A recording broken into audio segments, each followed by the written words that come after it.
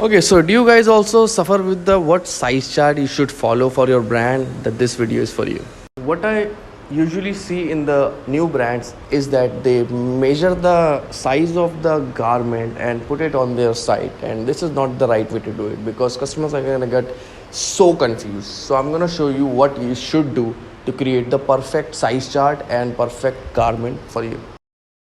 First of all, you have to decide what kind of fit do you want, like if it's a slim fit, oversize, because the grading is done according to that. We gives the space according to that. Like this is the slim fit that I'm wearing, so my chest is 40 but my garment chest size is 42.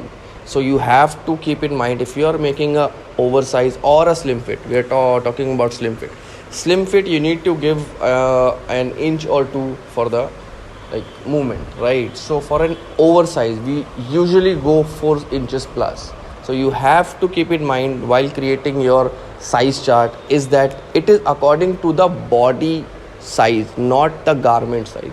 You have to keep in mind, if it's an S, that's a S body type male. Okay, like if someone has a 38 chest, then this garment is gonna fit him, right?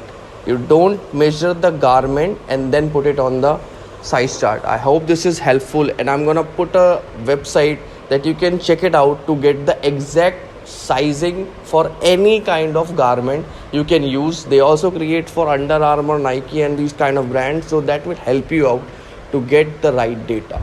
If this is helpful, let me know in the comments. And I am Deepanshu from Untrain Labs, and I'll see you next time. Bye.